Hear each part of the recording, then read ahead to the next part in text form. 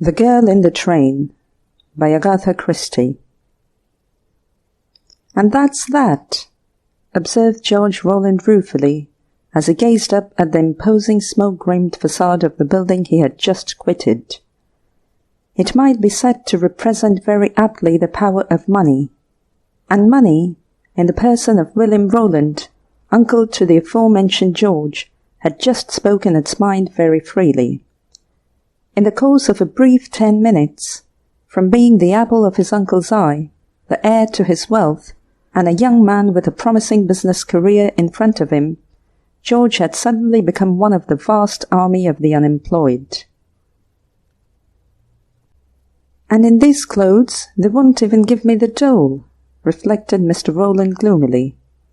"And as for writing poems and selling them at the door at 2p, or what you care to give, lady, I simply haven't got the brains."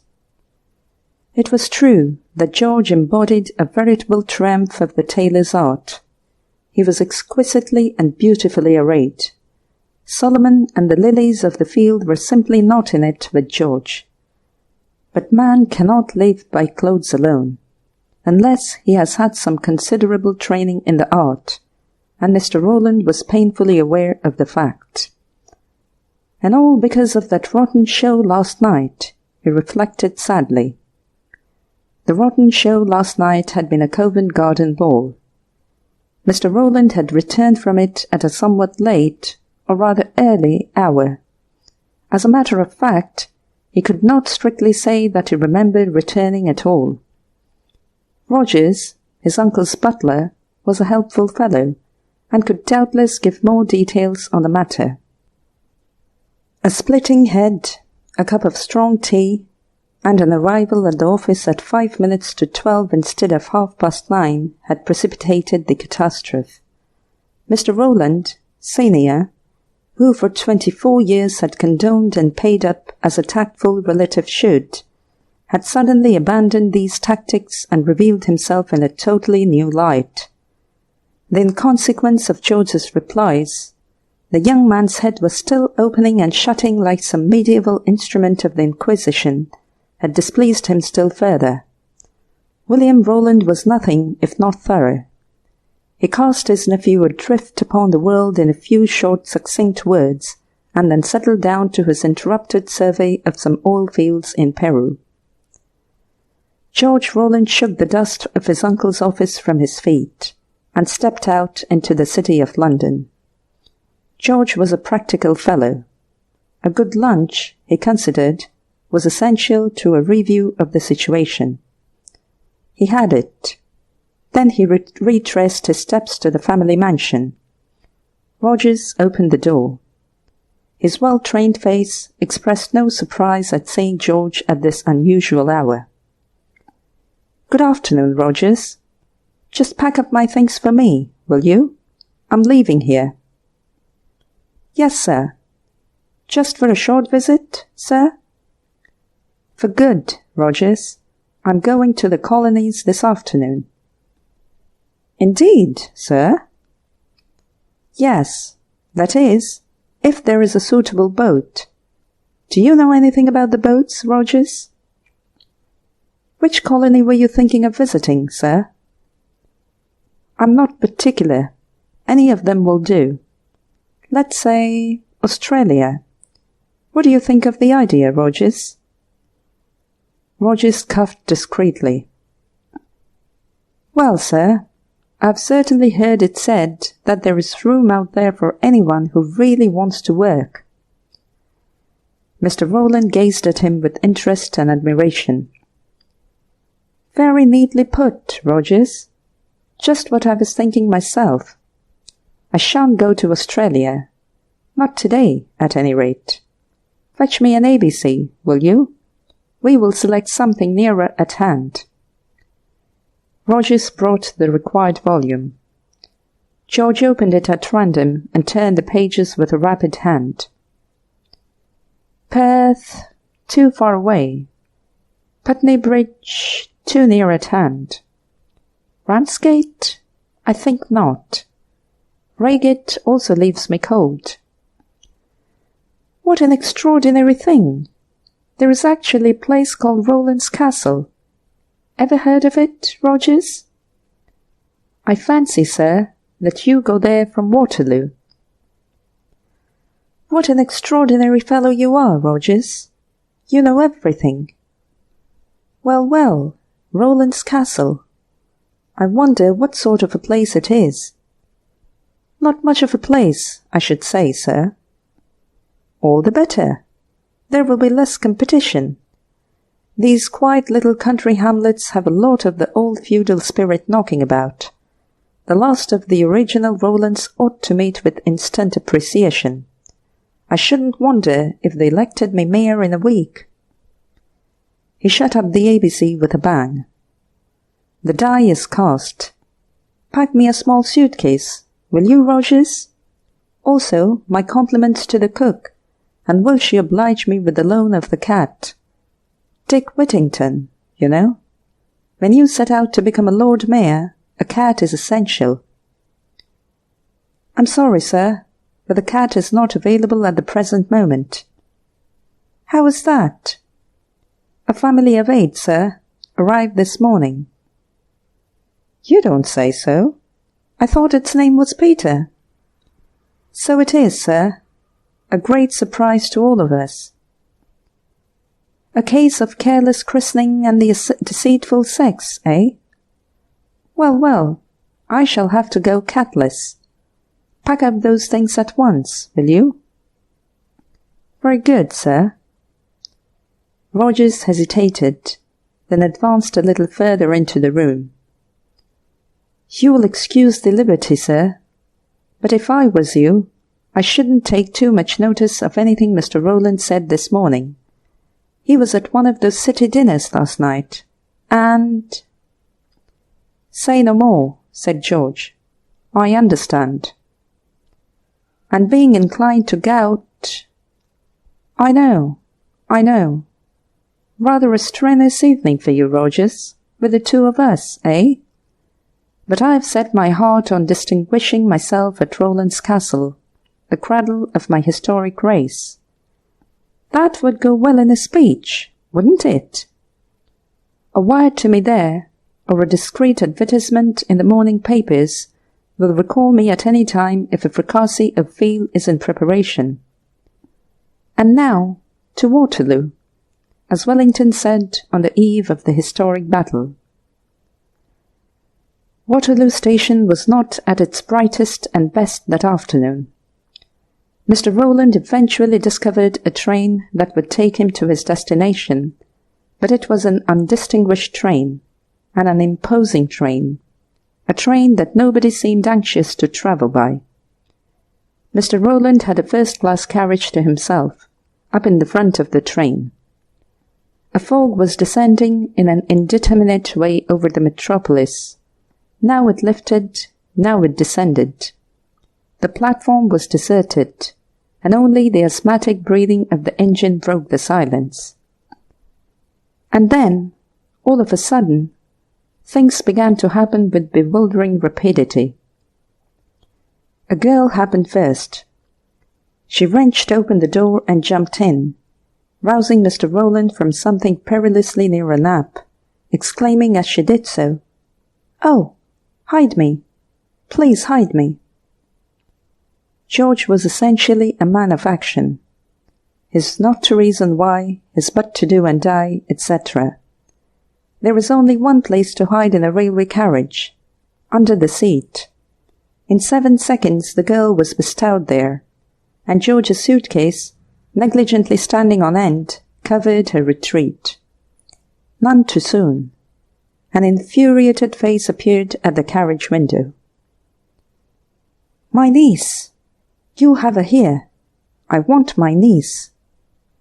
George, a little breathless, was reclining in the corner, deep in the sporting column of the evening paper, 1:30 edition. He laid it aside with the air of a man recalling himself from far away. "I beg your pardon, sir?" he said politely. "My niece. What have you done with her?" Acting on the policy that attack is always better than defense, George leaped into action. "What the devil do you mean?" he cried, with a very creditable imitation of his own uncle's manner. The other paused a minute, taken aback by this sudden fierceness. He was a fat man, still panting a little as though he had run some way. His hair was cut in brows, and he had a moustache of the Hohenzollern persuasion. His accents were decidedly guttural, and the stiffness of his carriage denoted that he was more at home in uniform than out of it. George had the true-born Briton's prejudice against foreigners, and an especial distaste for German-looking foreigners. "What the devil do you mean, sir?" he repeated angrily. "She came in here," said the other. "I saw her. What have you done with her?" George flung aside the paper and thrust his head and shoulders through the window. "So that's it, is it?" he wrote. "Blackmail. But you have tried it on the wrong person. I read all about you in the Daily Mail this morning. Here, guard, guard." Already attracted from afar by the altercation, that functionary came hurrying up.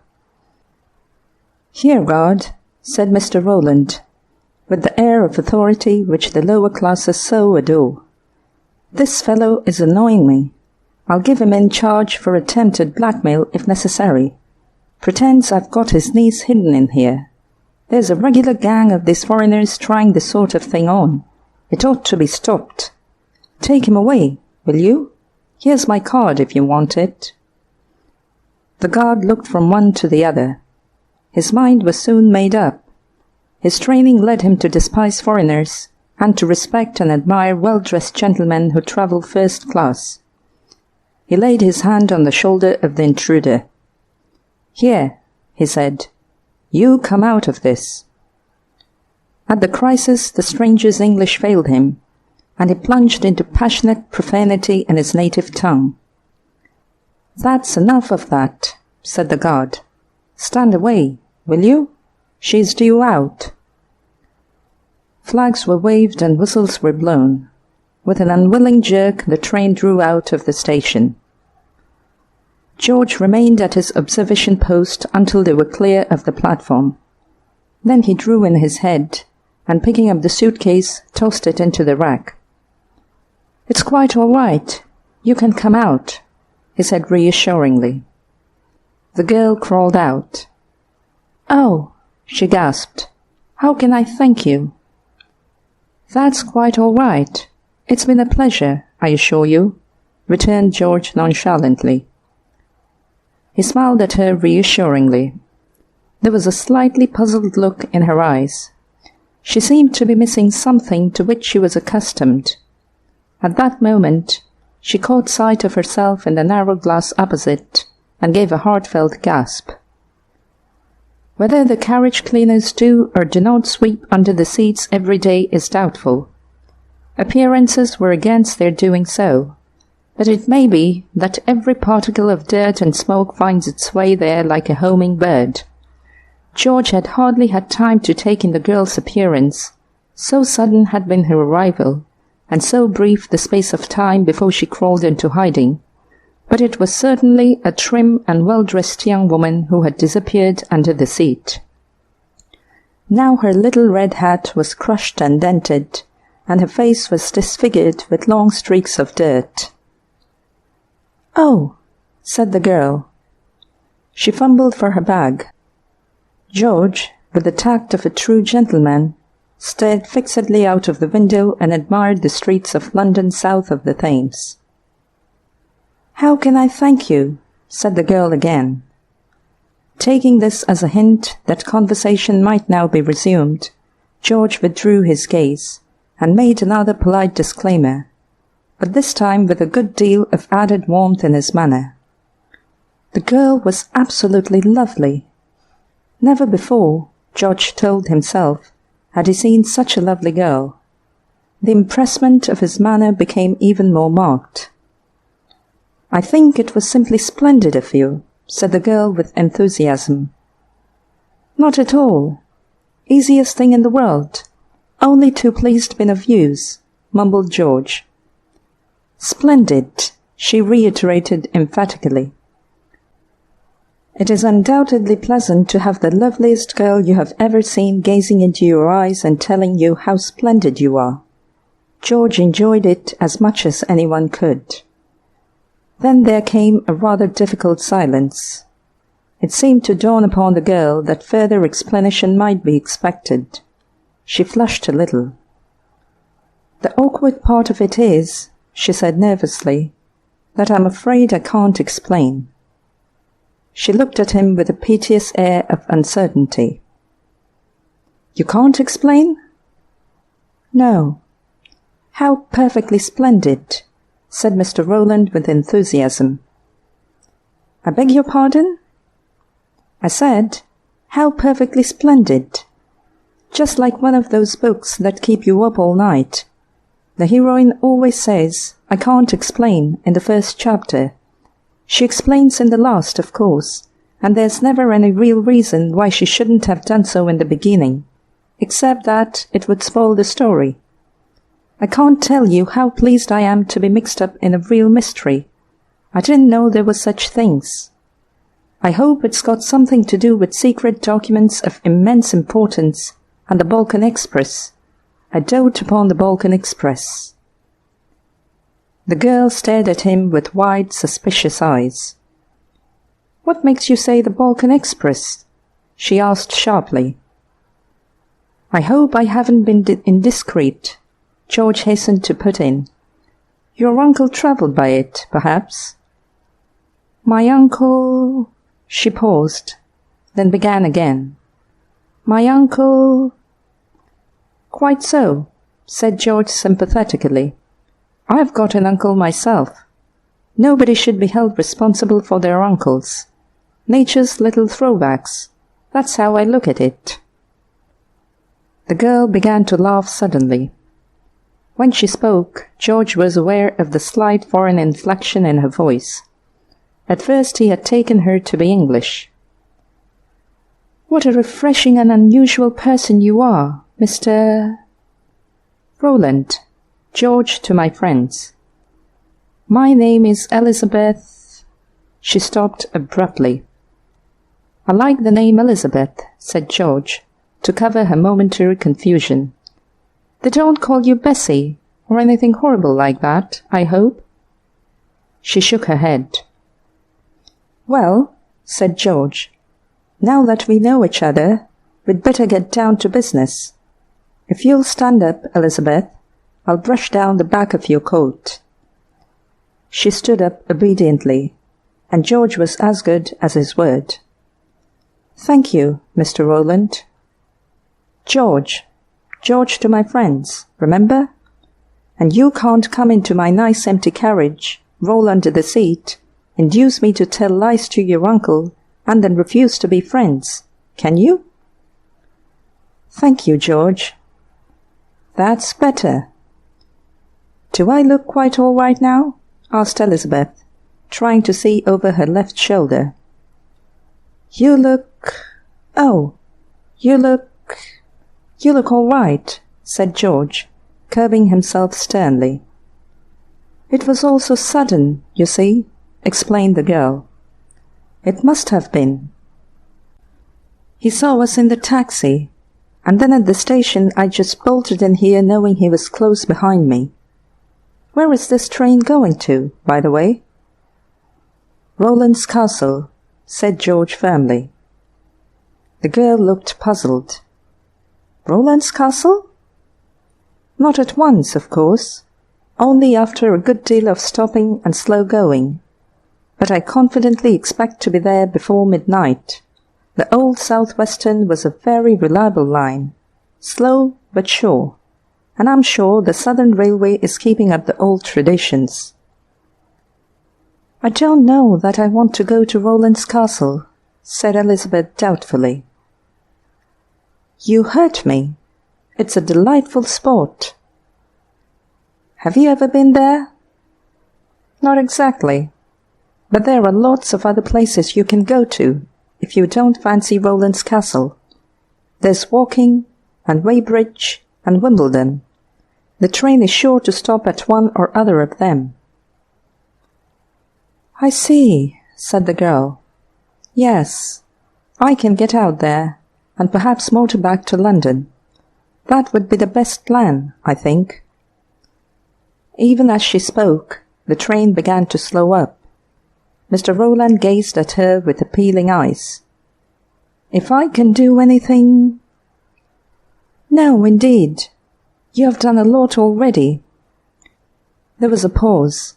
Then the girl broke out suddenly. I wish I could explain. For heaven's sake, don't do that. It would spoil everything. But look here, isn't there anything that I could do? Carry the secret papers to Vienna, or something of that kind? There are always secret papers. Do give me a chance." The train had stopped. Elizabeth jumped quickly out onto the platform. She turned and spoke to him through the window. "Are you in earnest? Would you really do something for us? For me?" "I'd do anything in the world for you, Elizabeth." "Even if I could give you no reasons?" "Rotten things, reasons." "Even if it were dangerous?" "The more danger, the better." She hesitated a minute, then seemed to make up her mind. "Lean out of the window. Look down the platform as though you weren't really looking." Mr. Rowland endeavoured to comply with this somewhat difficult recommendation. "Do you see that man getting in, with a small dark bed, light overcoat? Follow him. See what he does and where he goes." "Is that all?" asked Mr. Rowland. "What do I—" She interrupted him. "Further instructions will be sent to you. Watch him, and guard this." She thrust a small sealed packet into his hand. "Guard it with your life. It's the key to everything." The train went on. Mr. Rowland remained staring out of the window, watching Elizabeth's tall, graceful figure threading its way down the platform. In his hand he clutched the small sealed packet. The rest of his journey was both monotonous and uneventful. The train was a slow one. It stopped everywhere. At every station, George's head shot out of the window, in case his query should alight. Occasionally he strolled up and down the platform when the wait promised to be a long one, and reassured himself that the man was still there. The eventual destination of the train was Portsmouth, and it was there that the black-bearded traveller alighted. He made his way to a small second-class hotel, where he booked a room. Mr. Rowland also booked a room. The rooms were in the same corridor, 2 doors from each other. The arrangement seemed satisfactory to George. He was a complete novice in the art of shadowing, but was anxious to acquit himself well and justify Elizabeth's trust in him. At dinner, George was given a table not far from that of his quarry. The room was not full, and the majority of the diners George put down as commercial travellers, quite respectable men who ate their food with appetite. Only one man attracted his special notice, a small man with ginger hair and moustache and a suggestion of horsiness in his apparel. He seemed to be interested in George also, and suggested a drink and a game of billiards when the meal had come to a close. But George had just espied the black-bearded man putting on his hat and overcoat, and declined politely. In another minute he was out in the street, gaining fresh insight into the difficult art of shadowing. The chase was a long and a weary one, and in the end it seemed to lead nowhere. After twisting and turning through the streets of Portsmouth for about 4 miles, the man returned to the hotel, George hard upon his heels. A faint doubt assailed the latter. Was it possible that the other man was aware of his presence?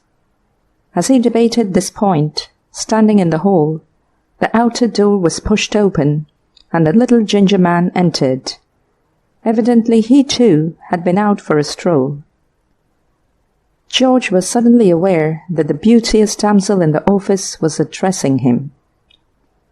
"Mr. Rowland, isn't it? 2 gentlemen have called to see you. 2 foreign gentlemen. They are in the little room at the end of the passage." Somewhat astonished, George sought the room in question. 2 men who were sitting there rose to their feet and bowed punctiliously. "Mr. Rowland, I have no doubt, sir, that you can guess our identity." George gazed from one to the other of them. The spokesman was the elder of the 2, a grey-haired, pompous gentleman who spoke excellent English.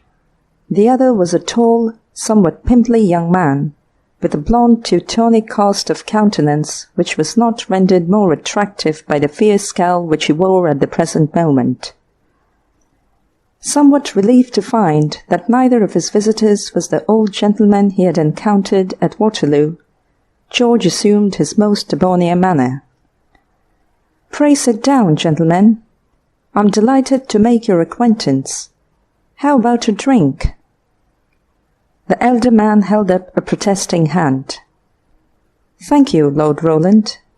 Not for us. We have but a few brief moments, just time for you to answer a question." "It's very kind of you to elect me to the peerage," said George. "I'm sorry you won't have a drink. And what is this momentous question?" "Lord Rowland, you left London in company with a certain lady. You arrived here alone. Where is the lady?" George rose to his feet. "I fail to understand the question," he said coldly, speaking as much like the hero of a novel as he could. "I have the honour to wish you good evening, gentlemen." "But you do understand it. You understand it perfectly," cried the young man, breaking out suddenly. "What have you done with Alexa?" "Be calm, sir," murmured the other. "I beg of you to be calm." "I can assure you," said George, "that I know no lady of that name. There is some mistake." The older man was eyeing him keenly. "That can hardly be," he said dryly. "I took the liberty of examining the hotel register. You entered yourself as Mr. G. Rowland of Rowland's Castle." George was forced to blush. A little joke of mine," he explained feebly. "A somewhat poor subterfuge. Come, let us not beat about the bush. Where is Her Majesty?" "If you mean Elizabeth—" With a howl of rage the young man flung himself forward again. "Insolent pig-dog! To speak of her thus!" "I am referring," said the other slowly, "as you very well know, to the Grand Duchess Anastasia Sophia Alexandra Mary Helena Olga Elizabeth of Cattonia." "Oh!" said Mr. Rowland helplessly. He tried to recall all that he had ever known of Cattonia. It was, as far as he remembered, a small Balkan kingdom, and he seemed to remember something about a revolution having occurred there. He rallied himself with an effort. "Evidently we mean the same person," he said cheerfully. "Only I call her Elizabeth." "You will give me satisfaction for that," snarled the young man. "We will fight." "Fight?" "A duel." "I never fight duels," said Mr. Rowland firmly. "Why not?" demanded the other unpleasantly. "I'm too afraid of getting hurt." "Aha! Is that so? Then I will at least pull your nose for you." The younger man advanced fiercely. Exactly what happened was difficult to see, but he described a sudden semicircle in the air and fell to the ground with a heavy thud. He picked himself up in a dazed manner. Mr. Rowland was smiling pleasantly. "As I was saying," he remarked, "I'm always afraid of getting hurt." That's why I thought it well to learn jiu-jitsu." There was a pause. The two foreigners looked doubtfully at this amiable-looking young man, as though they suddenly realized that some dangerous quality lurked behind the pleasant nonchalance of his manner. The younger Teuton was white with passion. "You will repent this," he hissed. The older man retained his dignity. "That is your last word, Lord Roland? You refuse to tell us Her Highness's whereabouts?" "I am unaware of them myself." "You can hardly expect me to believe that." "I'm afraid you are of an unbelieving nature, sir." The other merely shook his head and murmured, "This is not the end. You will hear from us again." The two men took their leave. George passed his hand over his brow. Events were proceeding at a bewildering rate. He was evidently mixed up in a first-class European scandal. "It might even mean another war," said George hopefully, as he hunted round to see what had become of the man with the black beard. To his great relief, he discovered him sitting in a corner of the commercial room. George sat down in another corner. In about 3 minutes, the black-bearded man got up and went up to bed. George followed and saw him go into his room and close the door. George heaved a sigh of relief. "I need a night's rest," he murmured. "Need it badly." Then a dire thought struck him. Supposing the black-bearded man had realized that George was on his trail? Supposing that he should slip away during the night while George himself was sleeping the sleep of the just? A few minutes' reflection suggested to Mr. Roland a way of dealing with this difficulty. He unravelled one of his socks till he got a good length of neutral-coloured wool. Then creeping quietly out of his room, he pasted one end of the wool to the farther side of the stranger's door with stamp paper, carrying the wool across it and along to his own room. There he hung the end with a small silver bell, a relic of last night's entertainment. He surveyed these arrangements with a good deal of satisfaction. Should the black-bearded man attempt to leave his room, George would be instantly warned by the ringing of the bell. This matter disposed of, George lost no time in seeking his couch. The small packet he placed carefully under his pillow. As he did so, he fell into a momentary brown study. His thoughts could have been translated thus: Anastasia, Sophia, Marie, Alexandra, Olga, Elizabeth. Hang it all! I've missed out one. I wonder now... He was unable to sleep immediately, being tantalized with his failure to grasp the situation. What was it all about? What was the connection between the escaping Grand Duchess, the sealed packet, and the black-bearded man? What was the Grand Duchess escaping from? Were the foreigners aware that the sealed packet was in his possession? What was it likely to contain? Pondering these matters, with an irritated sense that he was no nearer the solution, Mr. Roland fell asleep. He was awakened by the faint jingle of a bell. Not one of those men who wake to instant action. It took him just a minute and a half to realize the situation. Then he jumped up, thrust on some slippers, and opening the door with the utmost caution, slipped out into the corridor. A faint moving patch of shadow at the far end of the passage showed him the direction taken by his quarry. Moving as noiselessly as possible, Mr. Roland followed the trail. He was just in time to see the black-bearded man disappear into a bathroom. That was puzzling, particularly so as there was a bathroom just opposite his own room. Moving up close to the door, which was ajar, George peered through the crack. The man was on his knees by the side of the bath, doing something to the skirting board immediately behind it. He remained there for about 5 minutes. Then he rose to his feet, and George beat a prudent retreat. Safe in the shadow of his own door, he watched the other pass and regain his own room. "Good," said George to himself. "The mystery of the bathroom will be investigated tomorrow morning." He got into bed and slipped his hand under the pillow to assure himself that the precious packet was still there. In another minute, he was scattering the bedclothes in a panic. The packet was gone. It was a sadly chastened George who sat consuming eggs and bacon the following morning. He had failed Elizabeth. He had allowed the precious packet she had entrusted to his charge to be taken from him, and the mystery of the bathroom was miserably inadequate. Yes, undoubtedly George had made a mutt of himself.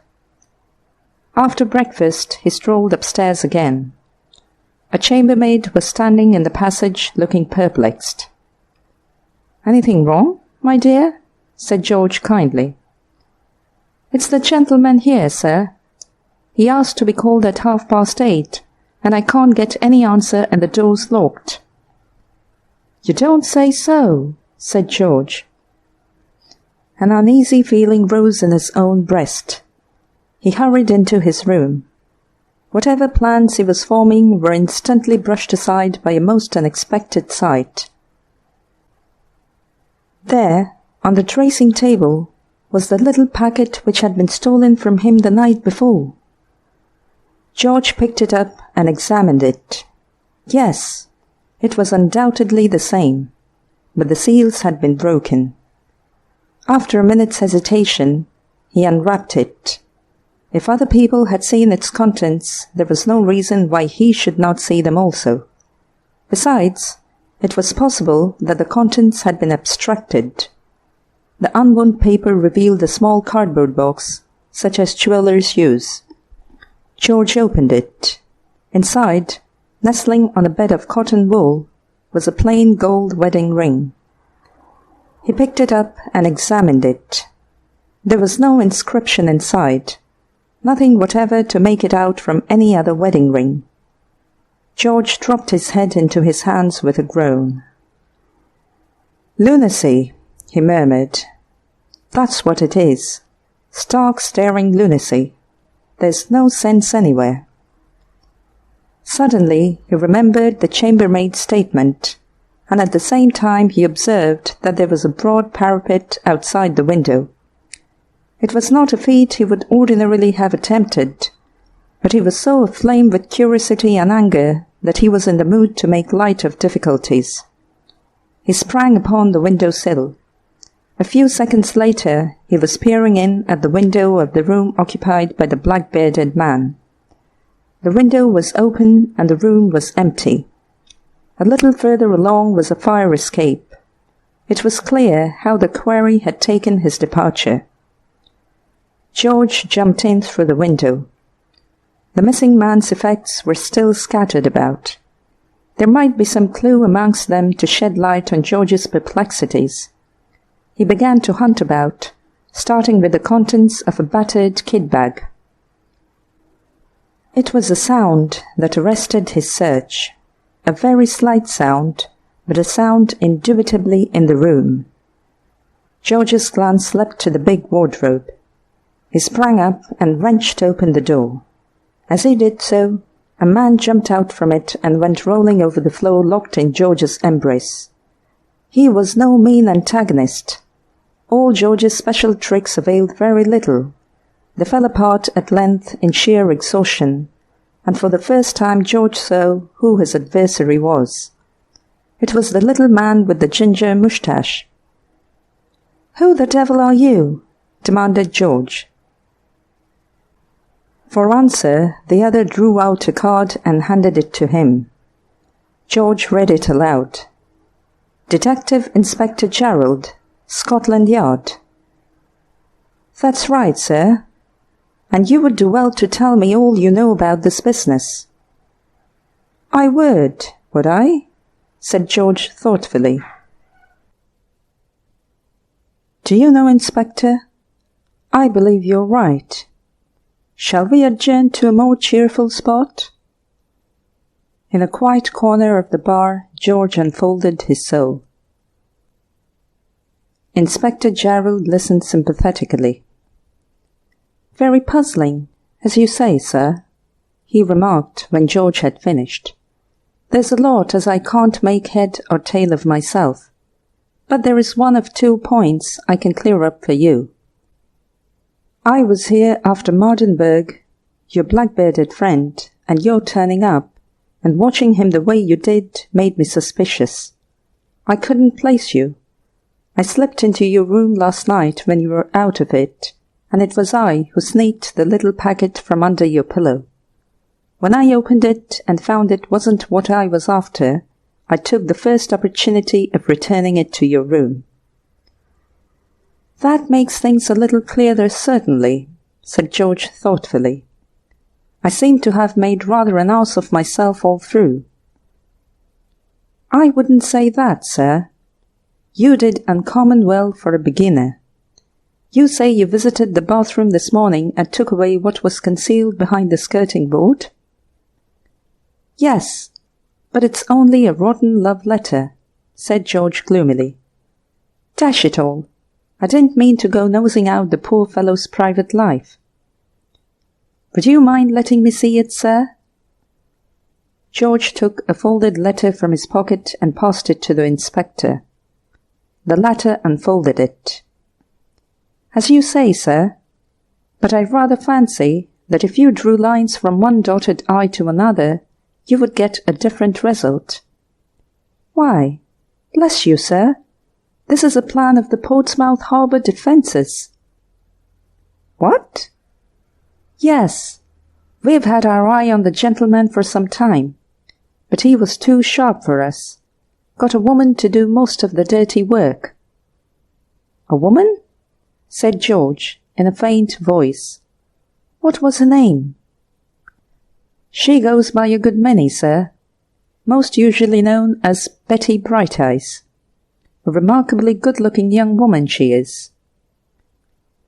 "Betty Brighteyes," said George. "Thank you, Inspector." "Excuse me, sir, but you're not looking well." "I'm not well. I'm very ill. In fact, I think I'd better take the first train back to town." The inspector looked at his watch. "That will be a slow train, I'm afraid, sir. Better wait for the express." "It doesn't matter," said George gloomily. "No train could be slower than the one I came down by yesterday." Seated once more in a first-class carriage, George leisurely perused the day's news. Suddenly he sat bolt upright and stared at the sheet in front of him. A romantic wedding took place yesterday in London when Lord Roland Gay, second son of the Marquis of Axminster, was married to the Grand Duchess Anastasia of Catania. The ceremony was kept a profound secret. The Grand Duchess has been living in Paris with her uncle since the upheaval in Catania. She met Lord Roland when she was secretary to the British Embassy in Catania, and their attachment dates from that time. "Well,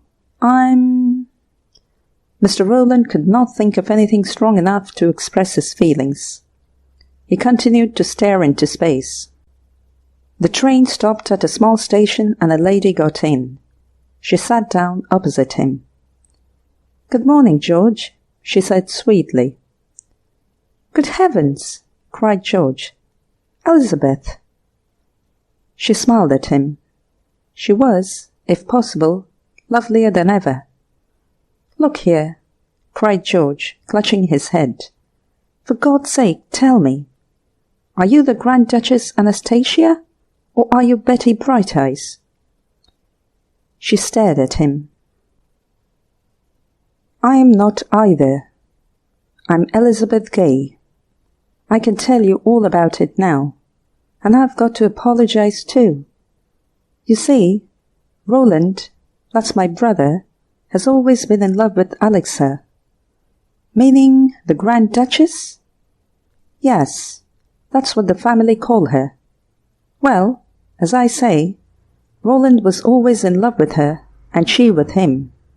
And then the revolution came, and Alexa was in Paris, and they were just going to fix it up when old Sturm, the Chancellor, came along and insisted on carrying off Alexa and forcing her to marry Prince Karl, her cousin, a horrid, pimply person.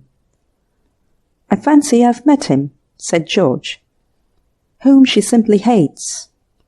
And old Prince Urseric, her uncle, forbade her to see Roland again. So she ran away to England, and I came up to town and met her. And we wired to Roland, who was in Scotland. And just at the very last minute, when we were driving to the registry office in a taxi, whom should we meet in another taxi face to face but old Prince Urseric? Of course he followed us, and we were at our wits' end what to do, because he'd have made the most fearful scene, and anyway, he is her guardian. Then I had the brilliant idea of changing places. You can practically see nothing of a girl nowadays but the tip of her nose. I put on Alexa's red hat and brown wrap coat, and she put on my grey. Then we told the taxi to go to Waterloo, and I skipped out there and hurried into the station. Old Osric followed the red hat all right, without a thought for the other occupant of the taxi sitting huddled up inside. But of course it wouldn't do for him to see my face, so I just bolted into your carriage and threw myself on your mercy." "I've got that all right," said George. "It's the rest of it." "I know. That's what I've got to apologize about. I hope you won't be awfully cross. You see, you looked so keen on its being a real mystery, like in books, that I really couldn't resist the temptation. I picked out a rather sinister-looking man on the platform and told you to follow him. And then I thrust the parcel on you." "Containing a wedding ring?" "Yes. Alexa and I bought that, because Roland wasn't due to arrive from Scotland until just before the wedding. And of course I knew that by the time I got to London they wouldn't want it. They would have had to use a curtain ring or something." "I see," said George. "It's like all these things. So simple when you know. Allow me, Elizabeth." He stripped off her left glove and uttered a sigh of relief at the sight of the bare third finger. "That's all right," he remarked. "That ring won't be wasted after all." "Oh!" cried Elizabeth. "But I don't know anything about you." "You know how nice I am," said George. "By the way, it has just occurred to me. You are the Lady Elizabeth Gay, of course." "Oh, George, are you a snob?" "As a matter of fact, I am, rather. My best dream was one where King George borrowed half a crown from me to see him over the weekend. But I was thinking of my uncle, the one from whom I am estranged. He's a frightful snob. When he knows I'm going to marry you, and that we'll have a title in the family, he'll make a partner at once." "Oh! George, is he very rich?" "Elizabeth, are you mercenary?" "Very. I adore spending money. But I was thinking of father. 5 daughters, full of beauty and blue blood. He's just yearning for a rich son-in-law." Said George. "It will be one of those marriages made in heaven and approved on earth. Shall we live at Roland's castle? They'd be sure to make me Lord Mayor with you for a wife." "Oh, Elizabeth, darling, it's probably contravening the company's bylaws, but I simply must kiss you." The end.